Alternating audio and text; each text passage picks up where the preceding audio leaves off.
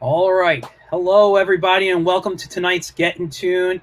Michael Gracia here, and I got a fantastic guest, somebody who I've followed on Instagram for a while. I'm a huge fan of his work. I'm so thrilled to be talking to him. He is a Disney master artist and a LUCASFILM artist. His name is Kevin John, so let's just bring him on. Hello, Kevin John. Hi, Michael. How are you? Doing good. How about you? Good. Really good. So good to see you, man. You too. You too. I'm going to add your social media down here so people could find you at any point. And for those watching, please ask questions anytime. We're happy to answer them. So before we get into like all the meatiness of what you're doing now, because your gig right now is really cool. It's kind of a dream job for a lot of people. Let's kind of go back in time and what got you into art, really? Like what was it that attracted you to the arts? Well, as a creative yourself, Michael, you know that you can't escape it, right? You can't. You try and run from it. You try and find other directions for your life to go. But it grabbed me early as a young child. I found the magic in that ability to render something that you love or that has inspired you or whatever, and then you show it to people, and the oohs and the ahs come, even though they're 5-year-old drawings or drawings of a 5-year-old child or whatever. Um, that hooked me early, and then by the time I was a senior in high school in 1987, I was already selling work professionally. So it's just always been a part of me. And immediately, once I got into high school, I saw it as an opportunity to make a living. I quickly realized that there's nothing else on the planet that I want to do other than create fine art. That's great. Do you remember what your first piece you sold Oh, professionally? for sure. Oh, for sure. Yeah. My first production piece was a Dalmatian dog next to a fire hydrant, and it was a very specific market segment. It was my junior year in high school, and I had the opportunity to participate in a craft show festival thing at a local fire department. They were hosting this craft fair to fund the auxiliary, for the fire department. Yeah. And my uncles were involved and that sort of thing. And so that was the first piece that I actually put into production that, kind of hung it out there and sold prints and whatnot. So that was really, and it's funny because we just revisited that not too long ago during a conversation. I was going through a bunch of archives when we moved out here to California recently, and I had completely forgotten about that. I had always kind of charted my my first foray into professional art in my senior year, and that's when galleries started carrying my work and that sort of thing. But prior to that, it was a year before that. I was 16 years old, so Wow, yeah. that's amazing. Not many people get started that young professionally. Yeah, it's just it just like I said, it was inescapable. I just No, knew that this was the way I wanted to go. yeah, and I totally get that because I've been drawing since I can hold a pencil from like 2 years old, I was told. And like at 8 years old, I said, this is my career. I'm going to be a cartoonist and I'm going to animate and I'm going to do all that stuff. And but you were always more of a fine artist. And I don't like to use, I'll be honest, I don't like to use the term fine artist over cartoon. Just artist is the term I like to use because, you know, cartoonists paint, or at least they used to before we went digital. We still used all the same materials, we just weren't Yeah, doing it realistically. yeah, So yeah. you know um but but people use that term fine arts to really discuss more painterly work and more, I don't know, what do you want to use, illustrative work that is not usually meant for reproduction in print or for TV or something like that. Yeah. Yeah, Um, I never really used the term until I got my Disney contract, and I was just an artist, yeah, but I think with them it put a finer point on exactly what I do. exactly. I'm not an illustrator. I'm not a graphic designer. I'm not a character artist. I'm Mhm. not a cartoonist. Yeah, I create what the industry considers fine art, and I don't necessarily put it on a level either higher or lower of any of those other disciplines. We're yeah, all creatives. We're all artists. It just it helps people understand in the modern era what yeah, type of art I do, especially because I'm being attached to Disney as I am. A lot of people think that I'm painting Mickey Mouse and yeah. things, and I'm not. No, and I get it. I completely Yeah, understand. Just that's just a personal thing with me. It's yeah. it's. And we just got a comment from Joe Ryan, who's a regular watcher. He says, "Hey, Michael, I'm tuning in. I'm really looking forward to this interview." And Joe, so was I. So we're going to make it as great as we can for Welcome you. in, Joe.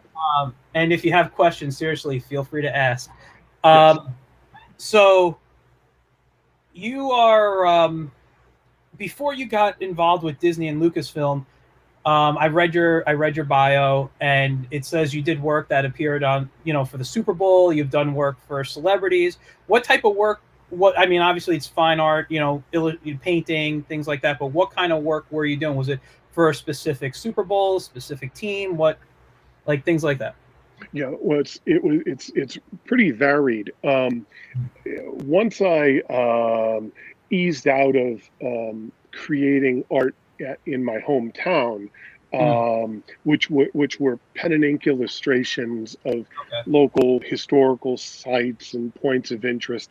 Again, nothing that really moved me spiritually, but I knew it would sell. And if I wanted to make a living creating art, I had to put out images that I knew that would sell.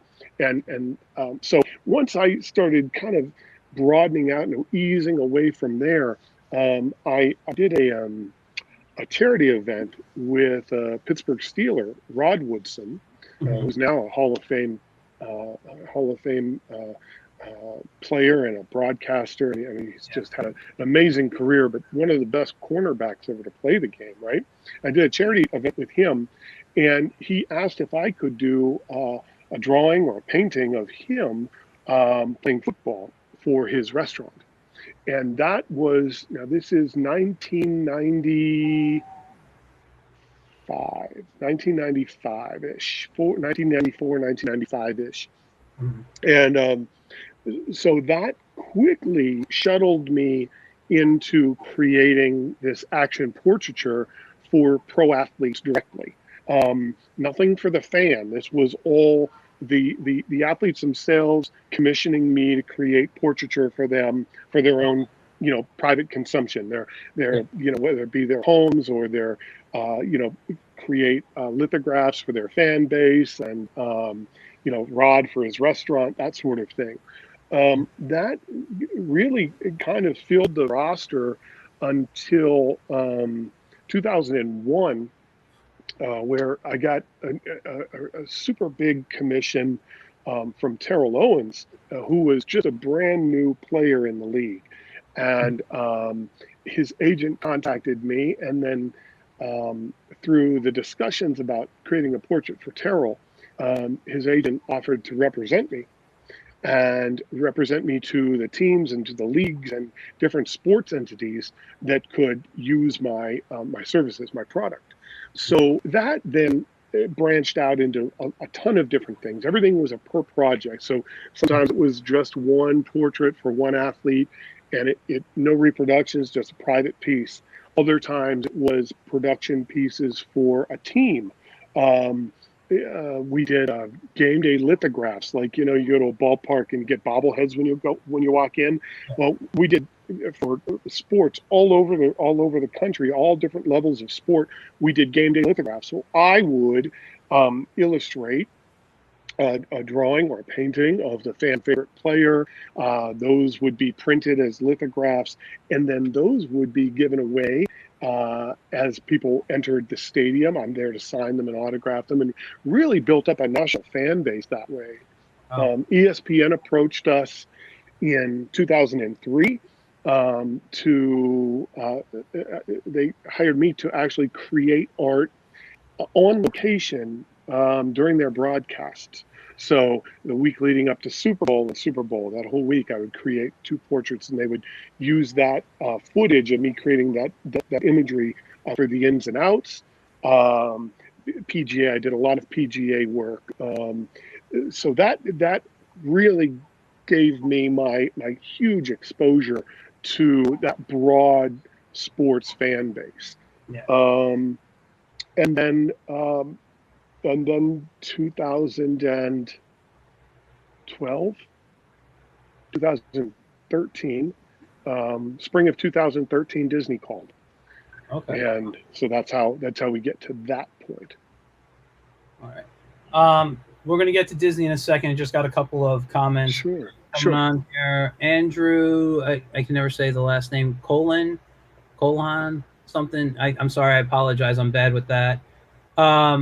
He says hi. Somebody named Tom here says, love the stream, in. Great work. Love the background, which Thank we you, were talking about that before we went on. He says, is he in the mountain? You want to answer that real quick? Yeah, these are the Los Padres Mountains. I'm at my cabin in California in the Los Padres Mountains.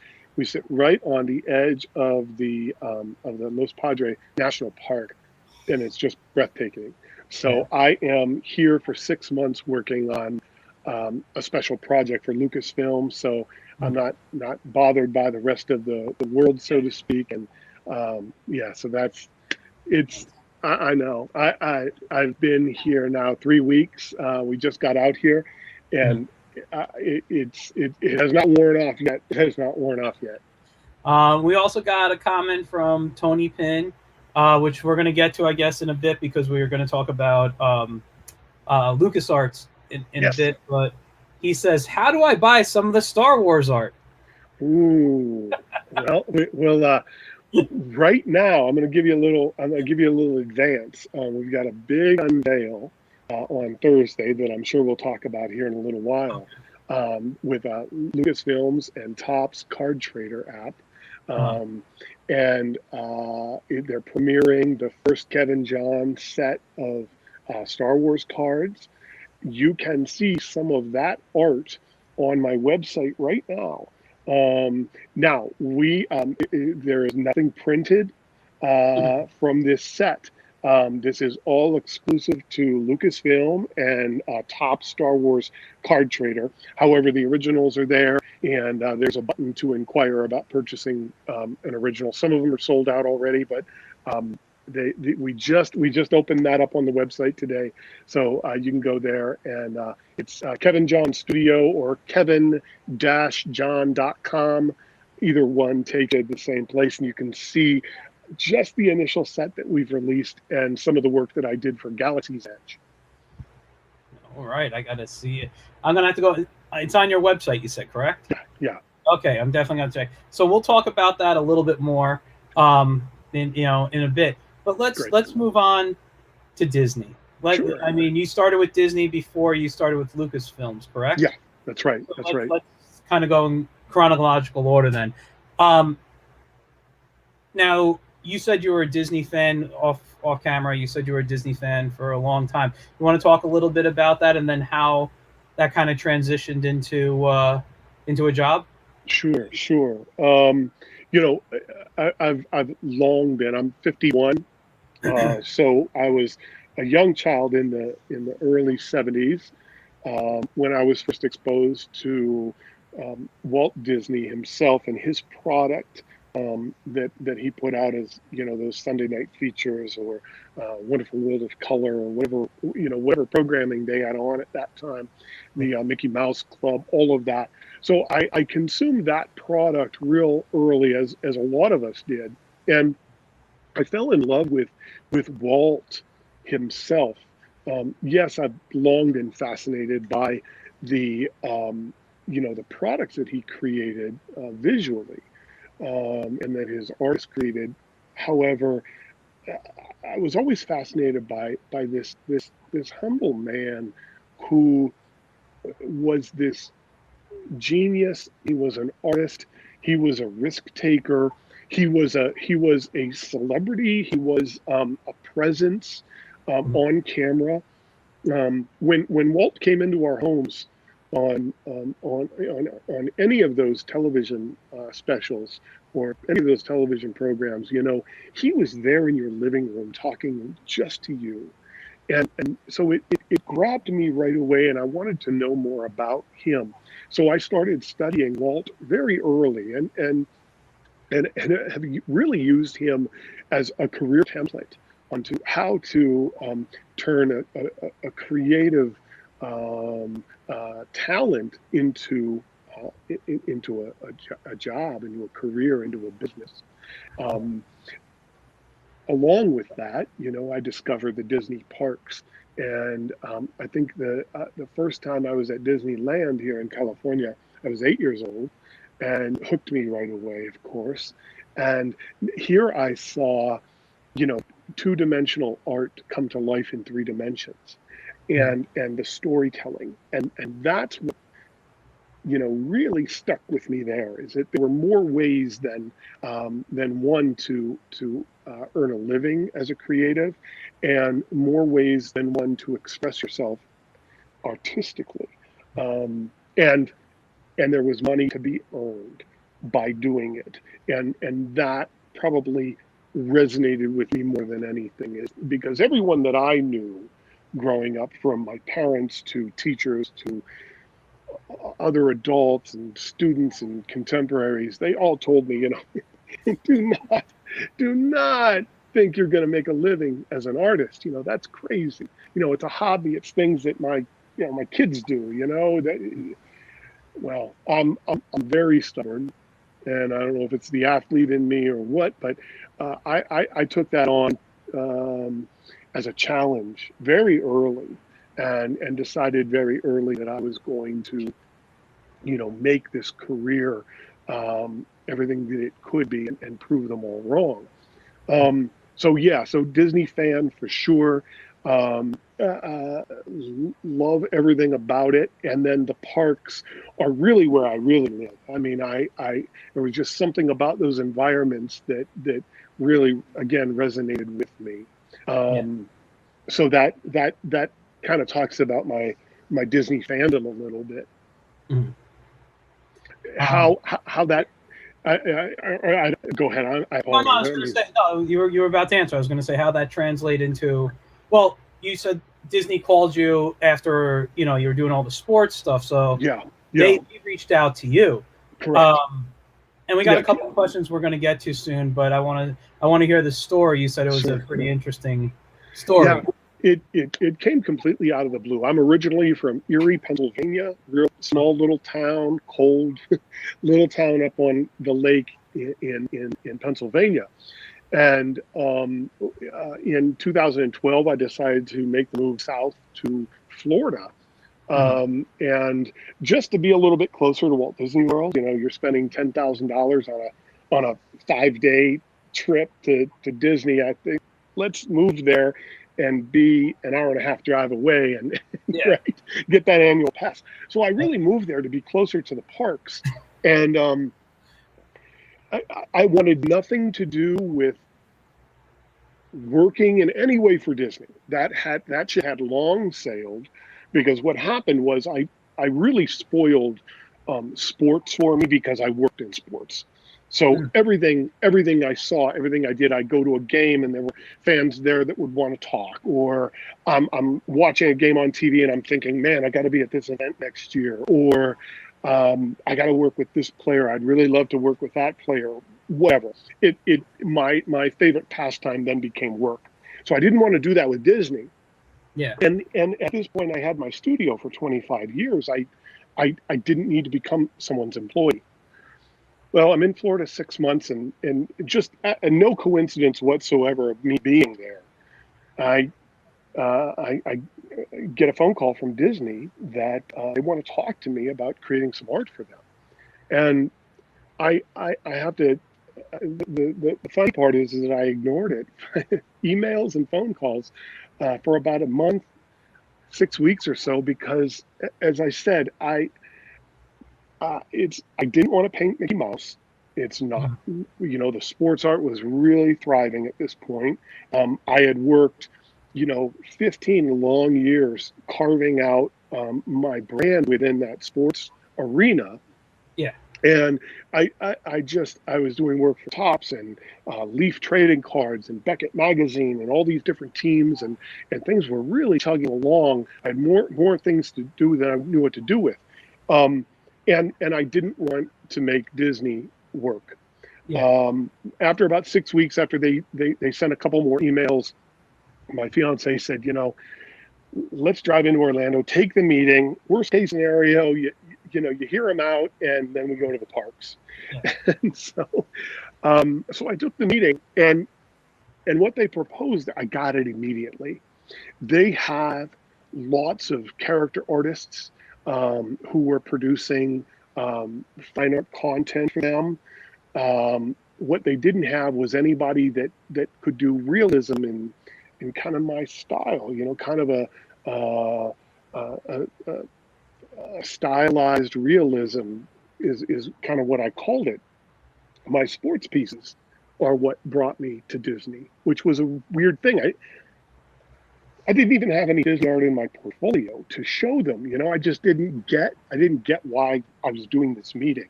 But Yeah. after they explained it, that what they wanted, they didn't want me to become an employee. They were offering what they call a master artist contract, Mhm. where I would create fine art based on the environments and the themes of the parks that we love. Things like the Haunted Mansion and the Jungle Cruise and Small World and Tower of Terror and things like that. Yeah. And then they would sell the originals and derivative products, prints and lithographs and shirts and things like that in their gift shops in the parks and in their art galleries. And they would take as much art or as little art as I wanted to do. So it was a win, win, win, win, win for me, and really changed the course of my life. Um, within 3 months, I think I premiered my first piece, which was the infamous Hatbox Ghost. Mhm. Which, if you rewind the clock to 2013, you say Hatbox Ghost to Disney fans, and not a lot of people know what that means. Mhm. Now he's become really an icon, as he should be. Um, so over these last 7 or 8 years, I've continued to feel, Disney with content, with uh, uh, depictions of the parks and the elements within the parks. We do autograph signings and official shows and everything like that at Walt Disney World and Disneyland. They asked me to create the Wine and Food Festival piece, commemorative piece 2 years ago. Uh, Last year, they asked me to create two pieces for the 50th anniversary of the Haunted Mansion here at Mhm. Disneyland.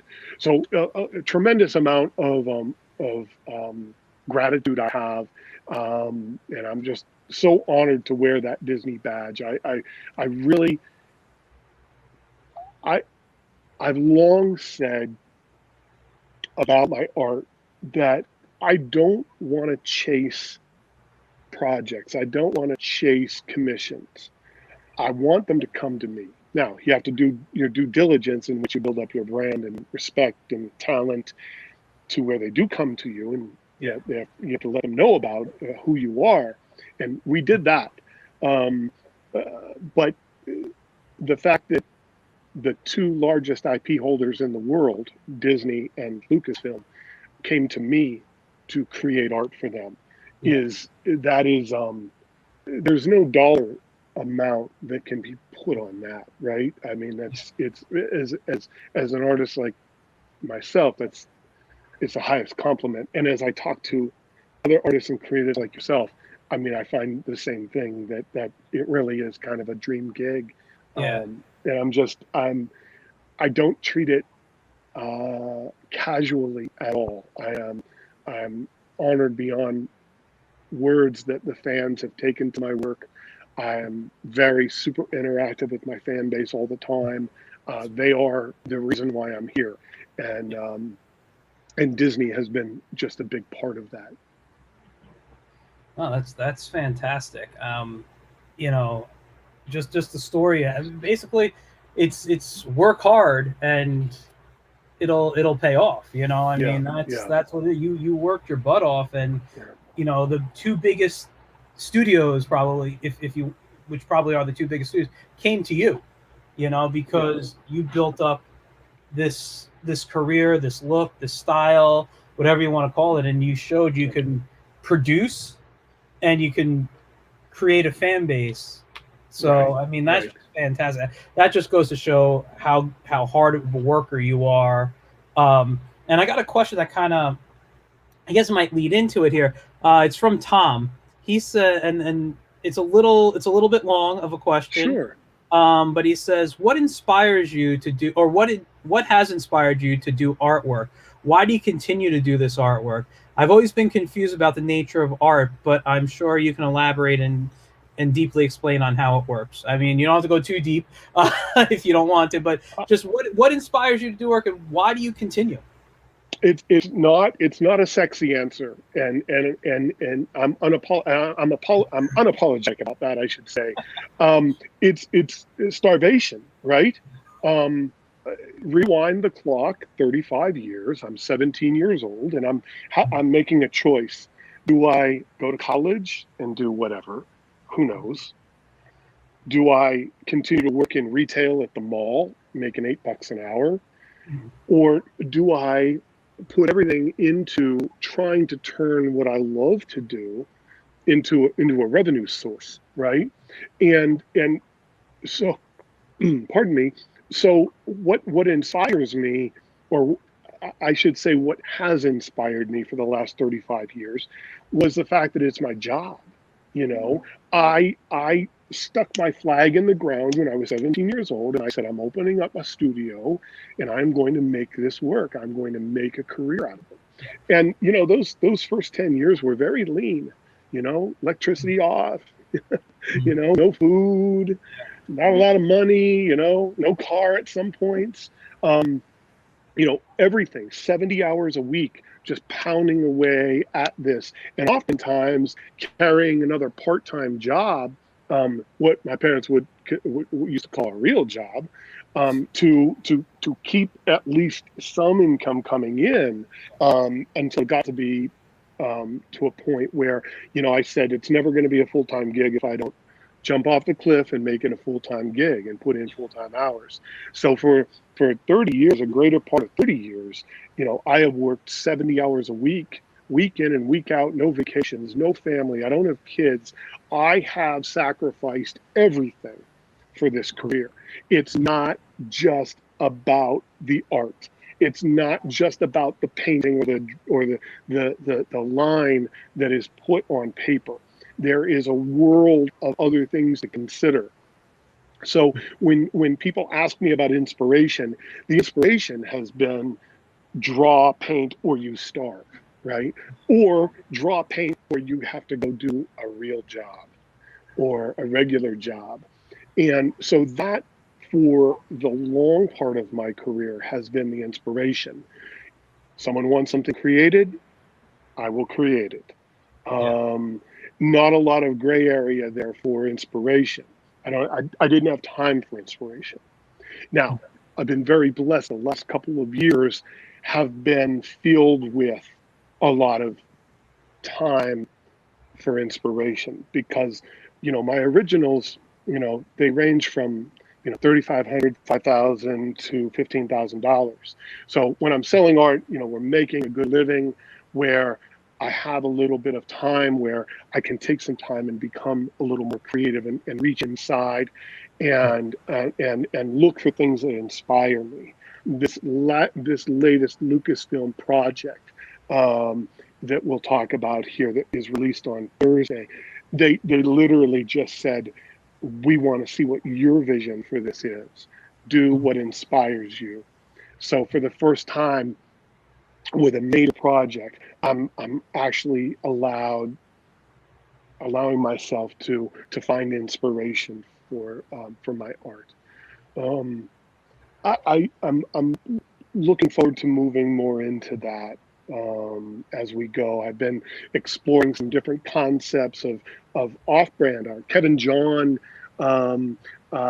intellectual property art, not someone else's intellectual property, where I can really spread my wings and create what truly inspires me.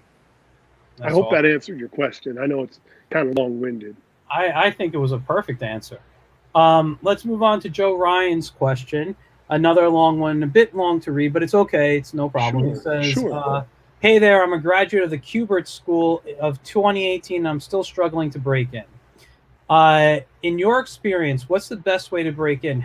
You mentioned Star Wars cards by Topps, and I have had a couple of opportunities working with smaller companies and want to break into bigger companies. My dream would be to work in an animation studio as a character designer. What advice would you have for someone in their portfolio? Any feedback would be much appreciated." Certainly. Well, first of all, let me commend you for, again, planting that flag in the ground and saying, I am an artist. This is what I want to do, and this is how I'm going to dedicate myself. Now becomes the work. Now comes the hard part, and it's constant hustle. Before I got an agent, I was my own agent. I was my own contract negotiator. I was my own manager.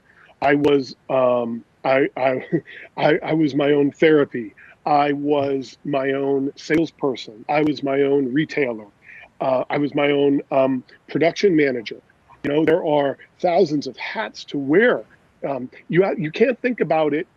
If you want to make it a career, and especially if you want to do contract work like you're talking about, Mhm. you have to go about it as running a business, not an art form. The art is just the product. There are things that have to be polished from top to bottom. For instance, how about your social media? Mhm. Let's look at your social media. Are you showing stuff on your social media that's someone else's intellectual property? If so, no good. You're Yeah. not going to get hired for a studio if you've been stealing out of a cookie jar, first of all.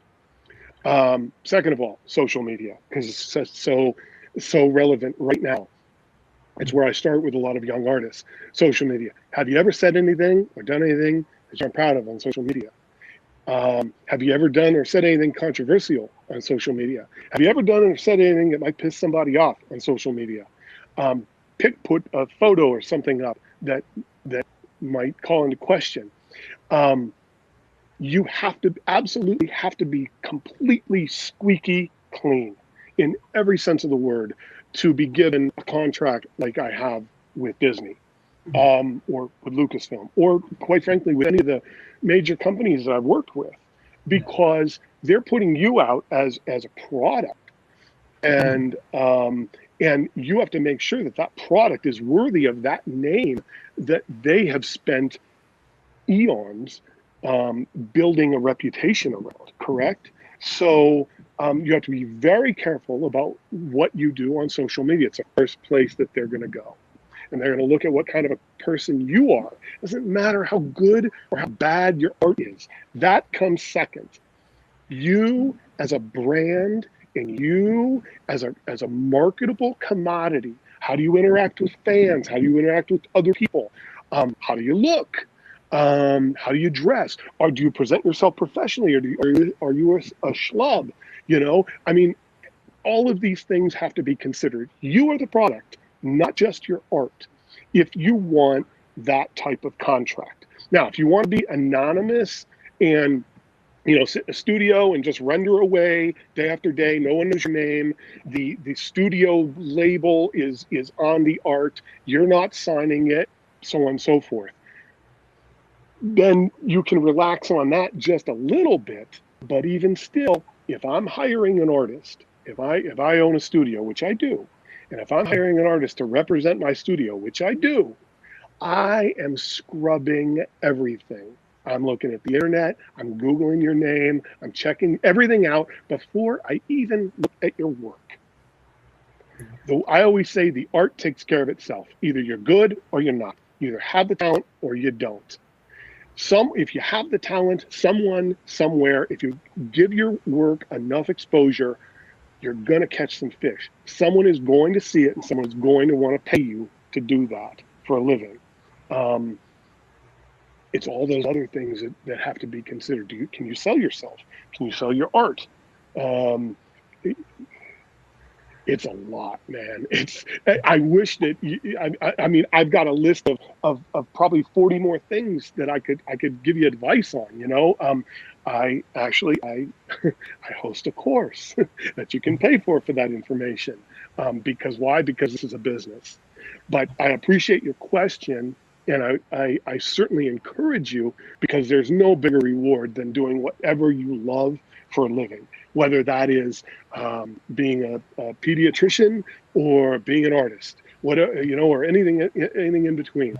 But it all comes at a cost, and are you willing to pay that cost? And oftentimes, the art is secondary to all that other stuff. Yeah. I just want to add, just as someone who I have my own studio too, and I produce cartoon art here. There are days I don't even touch a pencil I just doodle kind of to clear my head. I'm focusing a lot on business aspects of it. And I was just talking to a friend of mine who runs a social media company, and he's just doing me a favor. I'm actually going to probably sign up for one of his courses, but he's looking at my social media and going to give me what I'm doing right, what I'm doing wrong, just as a favor, you know. And he's fantastic with this stuff. But your course that you were talking about, can they find that on your website, or is that not right now? You can inquire about it, and my management will follow up with you. But right now, for the next 6 months, I'm not doing any of that because I'm completely committed to this Lucasfilm project. All right. But certainly email through the website, and my management will follow up with you. That's fantastic. And just from listening to you talk for that, like, what is it, 2-3 minutes that you just gave, that sounds like, you know what you're talking about. You need to sign up for anyone starting out, man. This is just great advice. Let's move into, because I do want to get to kind of your working methods. I always love talking about artists with how they work. But let's get to Lucas, because we've been talking a little bit about that. How did you get into LucasArts? Are you a Star Wars fan? Is this your dream come true? Like most kids. Yeah. This is it, man. I mean, Disney was a big deal. Disney was never did I think that I would create art for Walt's company. Okay. That's that. So Disney was, it was my mountaintop. Yeah. And of course, being me, as soon as I got to that mountaintop, I'm looking around. All right, how are we going to top this? What else we got? And I said to my fiance, I said, well, the only other place to go is Lucasfilm, right? But I'm going to make them come to me. I'm not going to chase after it, because it's just not, I don't know, for me, it doesn't satisfy as much. Those projects that have come to me are much more satisfying than the projects that I've hunted down, right? Those are just paychecks. This one it's got to be a paycheck, plus it's got to be something special. And so I become, within the Disney company, I become the guy that creates the park art, the art that talks visually and tells the story about those things that go on in the parks. Let me just interrupt you for 1 second. I apologize, but I don't think we said this. Your work, I know we talked about it off screen, but I don't know if I said this in the beginning. Your work can be found at like the Art of Animation stores and like in the gift shops when you're coming out of off rides. So your work is all in that space. If we already said it, I'm sorry. And Correct. Yes, Michael. And it's exclusive to the Disney parks. You can't go to a website, not mine, not Disney, no one. Mhm. They use it as a draw for people to come to the parks. Yeah. So we do signings and autograph sessions and Mhm. appearances, and we even do classes and things like that at the parks, as well as them offering my two-dimensional art in the art galleries there on the properties or in the gift shops, that sort of thing. Okay. Um, so uh, so because I'm kind of the guy that does that, um, when they announced Galaxy's Edge, which of course is the new Star Wars themed uh, Yeah. lands at Disneyland and Disney World, Yeah. they approached me to create some art that would tie in the story of Galaxy's Edge. So they Mhm. requested a Vader piece, and they requested a Grand Admiral Thrawn piece. Okay. So I created those two pieces for the launch and the opening of Galaxy's Edge. And then we did some signings and things like that. The Vader original was $15,000. It sold right Wow. away, which, hey, I get it. That's a lot of money for some colored water on paper. Believe me, watercolor is my weapon of choice. That's all my Okay. work is watercolor. So I get it. I am always very cognizant of the gravity of colored water on paper selling for that kind of money. Well, it Mhm. wasn't shortly after that I started, kind of being talked about through Lucasfilm for some other projects. Robert Graham is a fashion designer who I already had a relationship with. They provide me with my clothing for my appearances and things like that, and I've done some design work for them. And Robert Graham and we were launching up to do before COVID our own Kevin John wearable product apparel, Mhm.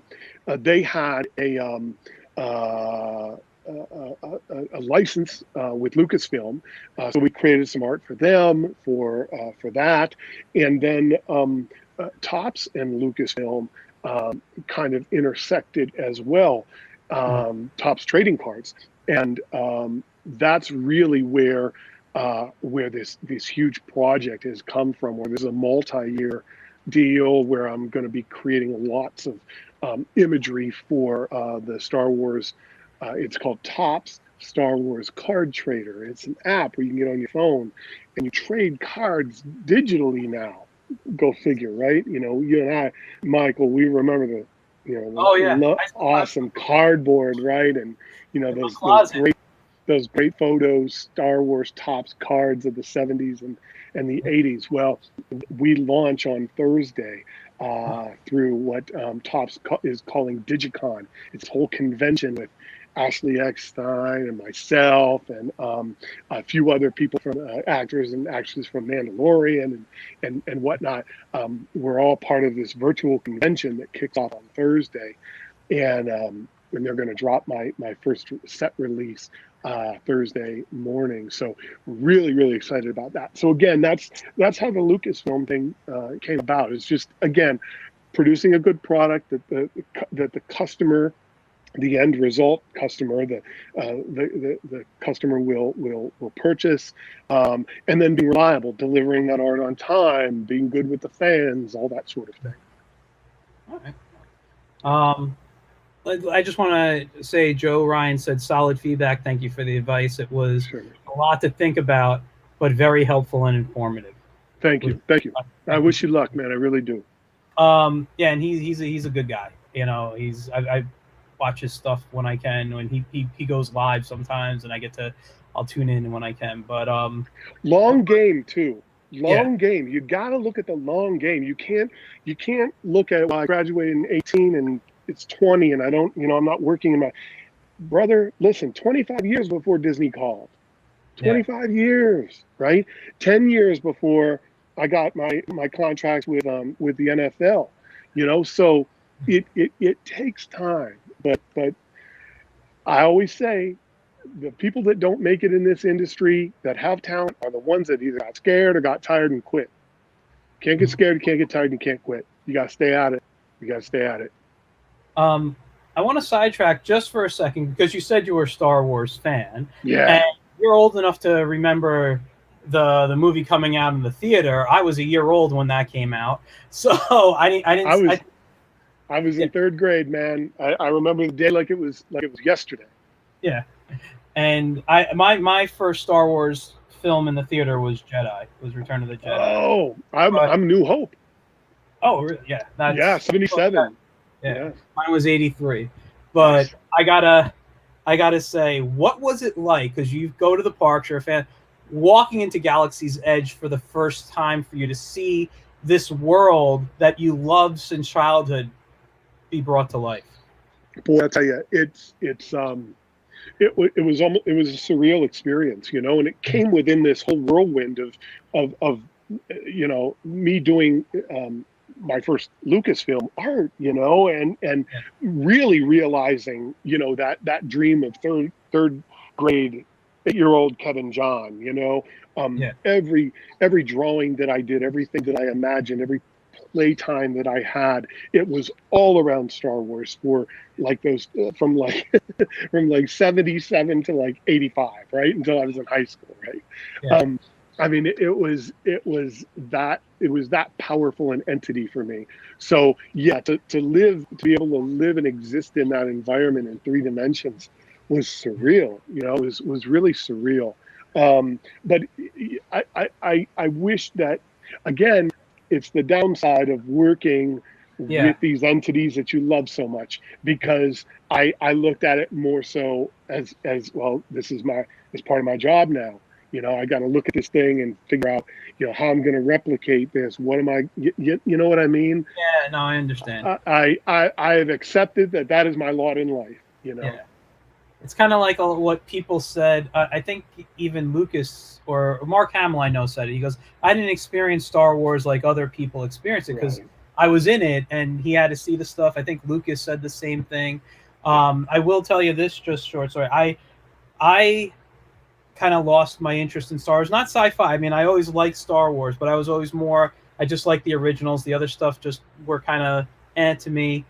But Mandalorian brought me back in. And I just went in Disney World like 2 weeks before everything shut down. So back in March. It was the first time I saw it. And my wife was there already like a year before, whenever it was released. And she says, you're going to love it. I'm like, nah, Star Wars is not a big deal to me. The second I saw the Millennium Falcon, I stood there for 15 minutes and I cried. It was the most amazing experience of my life. Like I won't say I cried like tons of tears, but I was tearing up because my childhood flashed back to me, and it was the most amazing experience for me in that form. And I do hope to go back. I do want to ride Smuggler's Run again. I don't need to do Rise of the Resistance, but Smuggler's Run is so fun for me. No doubt. No doubt. But I would ride Rise of the Resistance if I had someone who's never been on it before. Going on it's just that the immersive experience is so cool. But once you do it once, I don't know if I'm gonna have that same oh my god feeling, But yeah, so I just wanted to sidetrack because I had to ask, being the Star Wars fan that you were, how you felt about that. Now you said you do watercolor. Yeah. Some stuff doesn't always look like watercolor to me, which is fantastic, I think.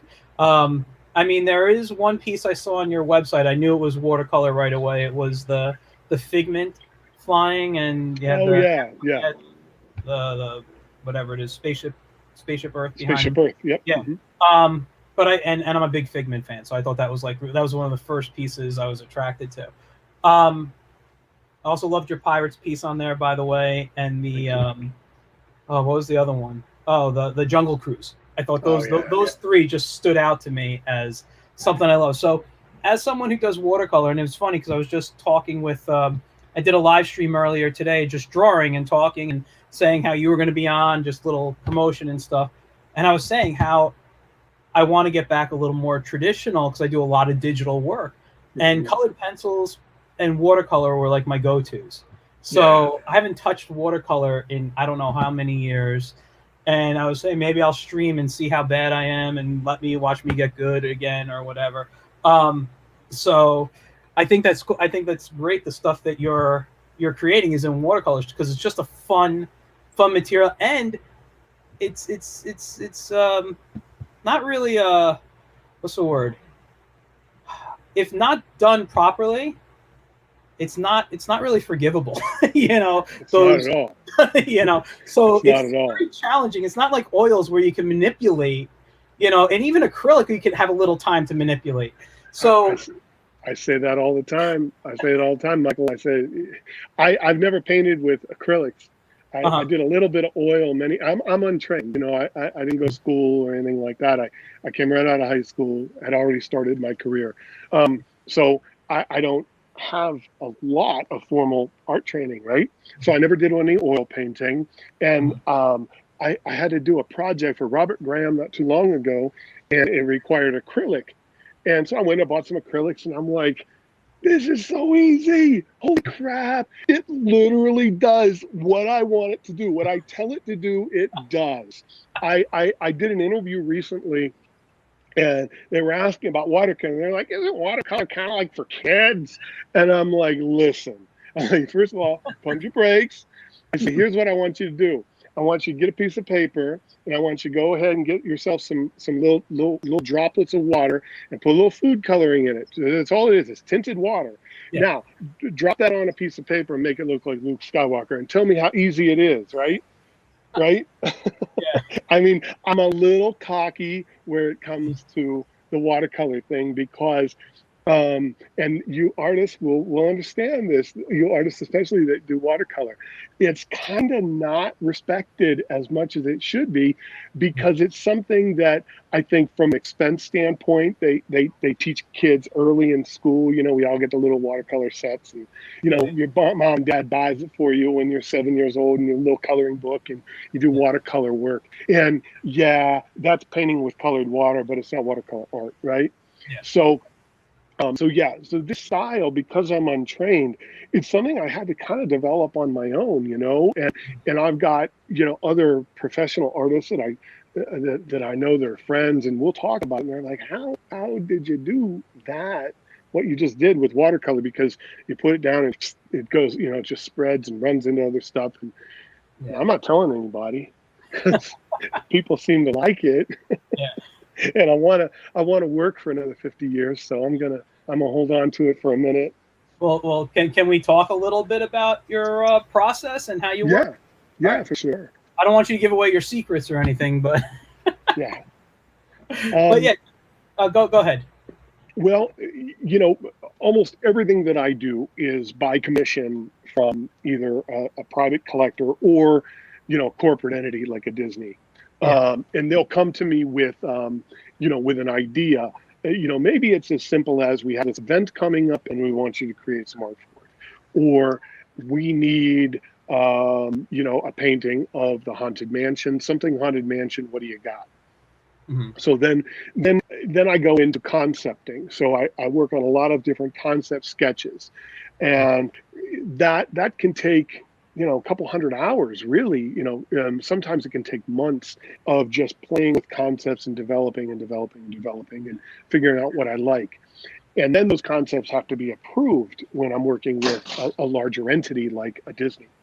Um, so you send those concepts in, and they either critique them or sign off on them and say, okay, go to paint.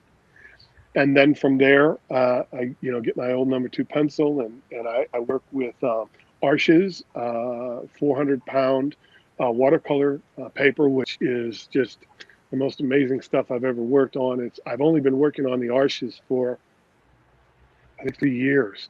Um, and I take the number 2 and illustrate in I have kind of developed this technique where I'm just illustrating kind of to the tempo that I'm going to paint, like putting the lines, blocking out areas where my eye will understand it for my painting technique. um, and then I go ahead and begin the actual watercolor painting, and unlike traditional watercolor style where, a painting will be done, quickly, 15 minutes, 20 minutes, an hour. My watercolor paintings take, 70 to 150 hours. It's a Jeez. very slow process. It's a grind, and once you lay that down, you can't come back from it. Yeah. Unlike acrylic or oil or even digital, Mhm. once I pigment that area and I lose that white space, it's gone forever. Yeah. So it's a very, very slow process, and quite frankly, it's a technique I'm still developing.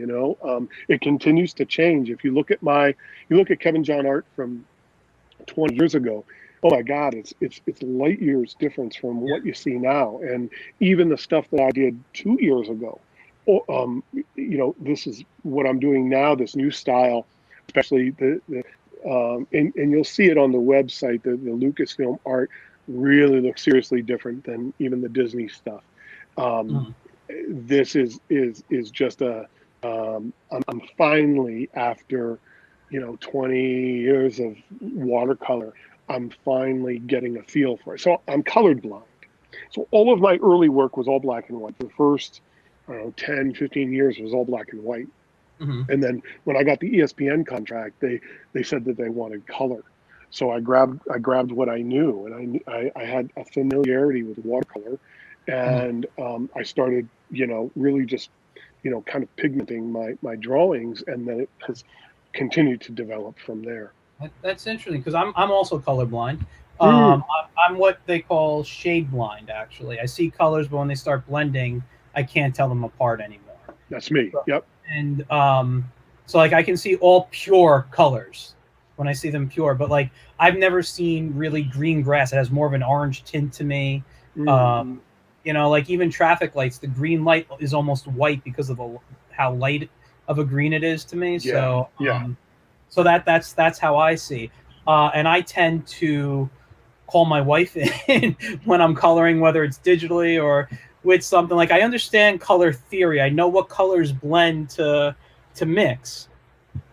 But like, I got like Copics here in front of me and I got you know, like what is this here? So it says B24 Sky. So it's kind of, to me it's a bit of a dark blue. I don't know. Is it more medium to others? I don't know. It just, to me, sky blue is how I see the sky. So I'm just looking around and I'm always asking for color help. Do you Yeah. seem to have that issue too, or? I did for many years, many, many, many, many, many years. Now I've kind of found some workarounds, with my eyes to. I think they're finally understanding. Um, I kind of saw it as any other type of physical challenge with your body. You can train your body to do just about anything Yeah. within reason. So I've just kind of, had some workarounds that help train my eyes, and definitely for a lot of years it was, hey baby, could you come here? Could you tell me what color this is, please? Yeah, for sure.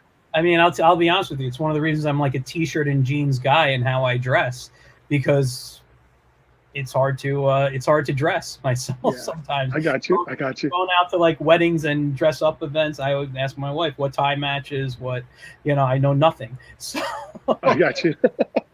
um, but we're coming up to about an hour now, which is kind of how long I usually let these run. I know I could talk to you for a lot longer. I'm actually really enjoying this, and I do say this almost basically everything. Talking with other creatives really inspire me to like Yeah. just want to start doing work. And today I was doing my work on and off. I had other stuff to do, but I did as much work as I could today. But like right now, I just want to go back, Yeah, I and got you. I'm not, but that's not happening, right now, because if I'm doing it now, I'm not going to bed till real late, and That's right. I'm trying to get back into regular hours for when I start back up in the school year, with some of my day jobs. I got you. But I'm going to, I definitely want to wrap up. I want to just say, Thursday, you're saying it was called Digicon. Yeah, Is yeah. there a So website for that yeah, they can go to? I'm going to provide all the links tomorrow on my website as they roll them out to me. But I would suggest downloading, it's a free app. It's called Topps Star Wars Card Trader. Okay. And if you download that, you're going to find the links directly to and information directly for Digicon. It's essentially a convention that they're doing virtually because of COVID. And Okay. they've lined up an awesome weekend. It starts Thursday morning. There's a Mandalorian watch party. I mean, there's all kinds of stuff. I'm doing a live segment with them. I think it's 1 o'clock. I think it's 1 o'clock Pacific. But they'll have that. They'll have that all on the app. This Digicon idea. We've been just before I got on with you, I did a whole scripting with them about it. They put together some awesome programming. It's really, really breakthrough, and especially for creatives, it's really cool because there's music and acting and they have actors and musicians and artists and kind of creatives in general tuning in. But they will drop my first card set release on Thursday morning, so you'll want to download that app and get on. You can follow through my social media as well, which you can connect to through my website. Again, that's the place you go. And I'm pretty Facebook heavy because I like to interact with my fans. We do giveaways and autograph signings and all that kind of stuff all the time. So Thursday's the big day for this Lucasfilm project to kick off, and I cannot wait. Awesome. What I'll do is tomorrow when you post it on your site, I will grab it and share it on my Facebook. Awesome. So Awesome. my fans here can view it and go to it. And I'm looking forward to it as well. It sounds, I honestly didn't know about it until you just told me. Yeah. I haven't been paying attention to too much stuff lately, getting other stuff on my own stuff together. So this is going to be great. I'm looking forward to it. I want to see everything I can with that. I'm just going to ask you to hold out backstage for a few. I'm going to just do a little wrap up. But I want everyone, thank you for tuning in. I've had a great chat here with Kevin John. I'd love to bring him back some other time. And we got something to promote. Let's put you backstage, though. We'll talk in a minute. Awesome. And thank you, everyone. Peace and love. We'll see you all soon. All right, guys. So thank you all for tuning in. I had a lot of fun tonight. I always love talking with other creatives. You know that. I got some great stuff coming up. Guests coming next week. Dave Alvarez, who we've spoken to on In Credit Chat, is coming on. He has a video game coming out, and he may even be here with the creative team that helped build the game. So I'm really looking forward to that. Again, you got Kevin John's Instagram, which is KJ Do Draw, and his website, kevinjohnstudio.com. Check that out. Let's look for the Star Wars, the Digicon coming out this Thursday, and I'll see you all next week. Have a great weekend, guys.